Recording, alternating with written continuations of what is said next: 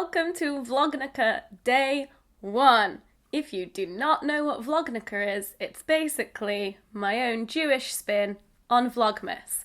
But for Hanukkah, 8 days instead of 24, so a lot less work for me. You're welcome. If you didn't know, I am Jewish, not the religious sort, just the cultural Jewish sort, and Hanukkah is a great time of year. And for the last 2 years, this being year 3, I have done daily videos for the 8 days of Hanukkah. So I thought I would continue it, even though, it's not caught on in the same way that Vlogmas has. But, I will just be here choo-chooing that Vlognica train.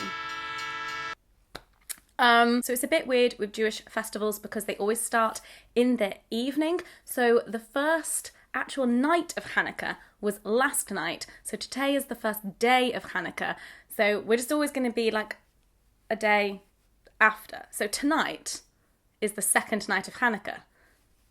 You get me. I've got lots of really exciting videos planned for you, so I hope that you stick around. Today, there is a lot going on. First off, today is World Disability Day. Hello to all of my disabled viewers. I see you. And also, this first week of December is Crohn's Colitis Awareness Week. I have ulcerative colitis, had a massive flare-up, had to have surgery, now live with a stoma bag. So we've got like disability and then Crohn's and colitis, which is like my thing, all in one. Oh my God, do you know what I've just realised? Statistically, there is like a correlation between being Jewish and having ulcerative colitis. Basically, there's just a very high proportion of Jews who have ulcerative colitis that is higher than like the proportion for the rest of the population. So Vlognica and colitis, talking about those two things together, it makes sense. So we're just going to talk about all of that stuff in this video, really. Originally, I was planning on doing a video where I just recommended lots of disability YouTubers to you, and then I found out about it being Crohn's and Colitis Awareness Week as well, and I was like, oh my goodness, there's so much to pack in. I tweeted ages ago being like, who are your favourite disabled YouTubers? And there are so many amazing replies on that. So I'm also going to leave a link to that tweet so you can go and look through and find some new faves. I'm just going to list off a few of my favourites, people who are either friends of mine, I've met, or I've watched their videos. First of all, I'm very new to the disabled community. From what I've heard in the UK and also just my own personal preference, I like the word disabled, but I also am not sure if I 100% identify with that myself. I know that some people prefer people with disabilities. I think it's just a language thing. I don't mean offence to anyone by saying disabled. I want to make sure I get these things right.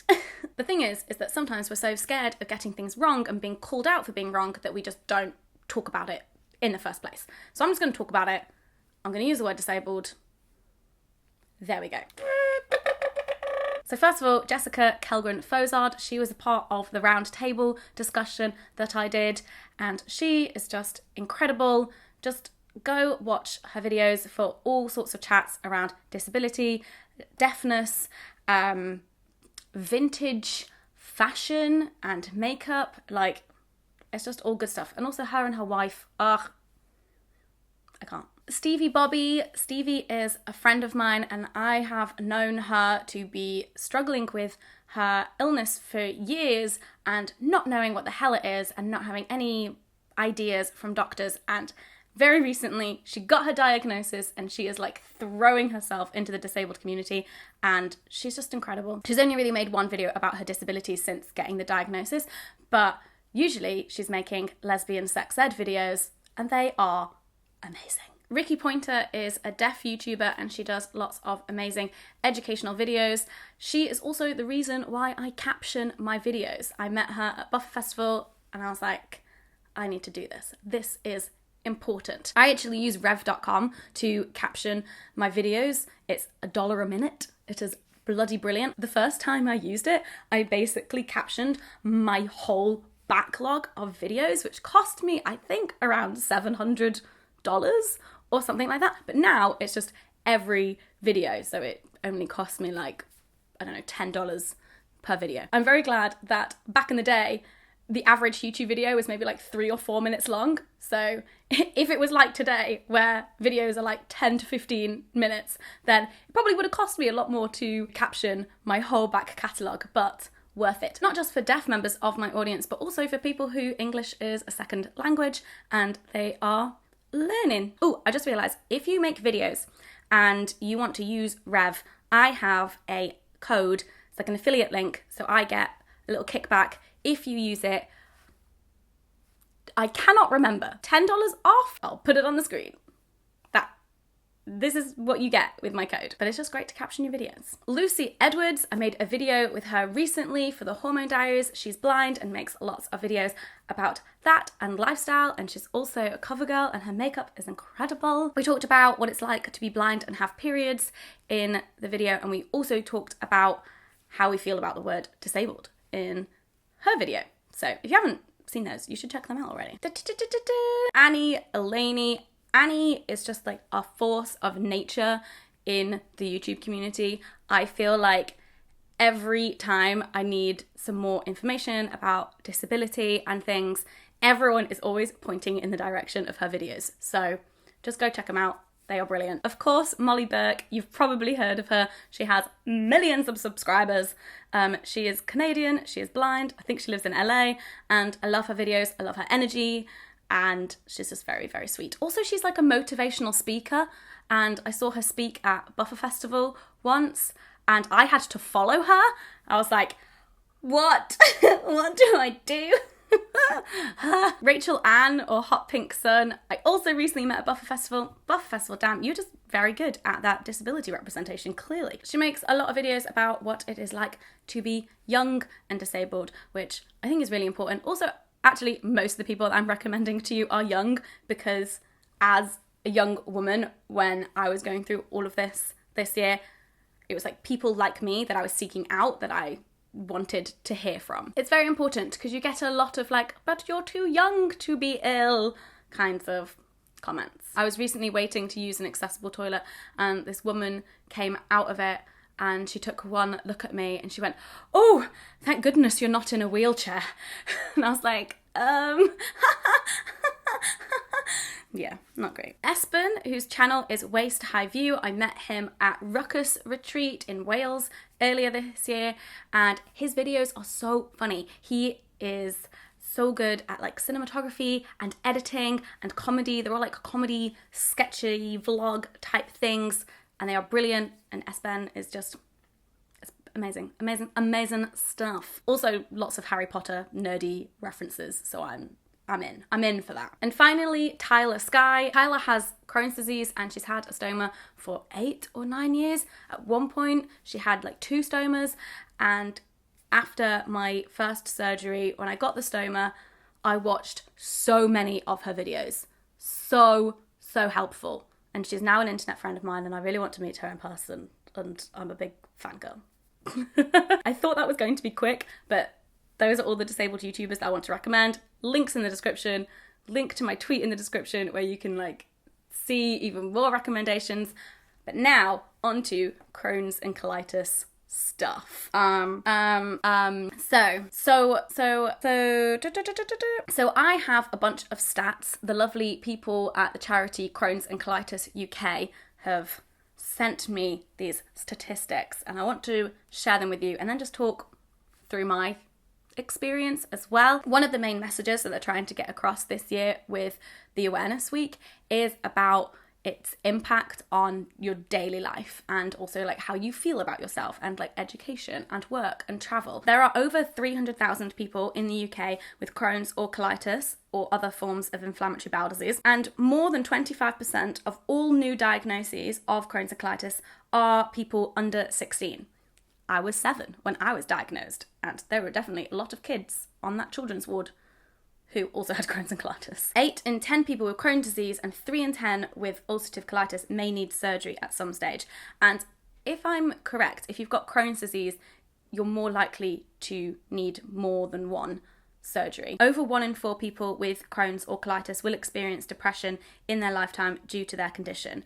And I know that Jessica can talk on this a bit better, but she's always saying how that overlap with people with disabilities and people with chronic illnesses and mental health, there's such a big overlap there. I'm very lucky that I've never had any mental health issues, but I am currently in the referral process for getting therapy because this year has been traumatic and I need to do something with this to process everything. Nearly 20% of people with Crohn's and colitis are unable to work due to ill health. I mean, yeah, when I'm in a flare-up, can't work. And 44% of people agreed or strongly agreed that their condition has stopped them from reaching their full potential.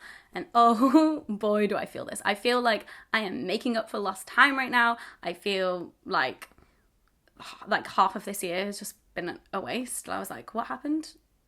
Like, was I alive for that? Did I live that? I don't really know what's going on. And 69% of young people said their condition has prevented them from reaching their full educational potential.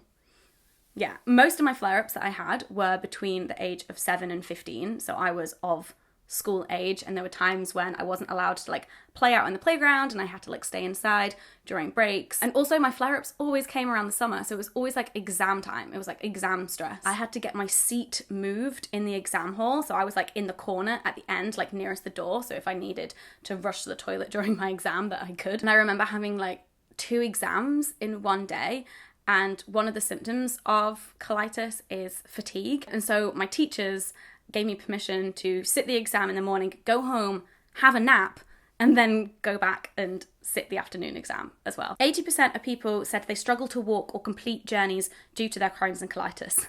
Yeah, when I was having flare-ups as a teenager, but then also the most recent one, it was this panic of, I need to get from A to B, but how am I going to do that? What if I get a pain? What if I need to go to the toilet? I remember being in Euston Station with a bag, like thinking I was gonna like throw up into it. I also remember as a teenager like getting a taxi to my friend's house, who was like a 15-minute walk away, but I did not dare do that 15-minute walk. Getting a taxi for like 2 minutes, I was like, okay, I think I'll make it. That is definitely like a real concern. And 40% of people said their condition prevented them from pursuing an intimate relationship, and 23% had an intimate relationship end due to their condition, which just makes me really sad. I think it's really important to talk about this stuff because often when talking about disabilities or chronic illnesses, you get the like medicalized version, and you might get the like extreme like hospital visits and diagnoses and like getting this blood test and all of these scans or whatever it is. But for someone who hasn't been to hospital and has no like personal experience with that kind of medicalized world, it might be difficult to kind of relate to that. But when it's just like an everyday thing, like I was too scared to walk 15 minutes to my friend's house, so I had to get a taxi.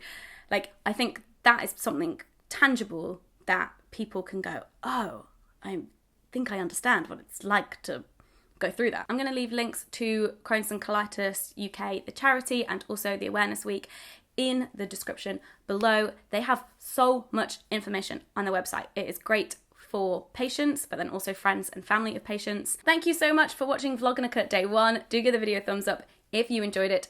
And if you have a disability or a chronic illness and you are willing to share, please leave in the comments something that affects your daily life, something that maybe someone who hasn't had that experience can empathize with and can like understand. Don't forget to subscribe because I'm making videos every day for the next 8 days. I'll see you tomorrow.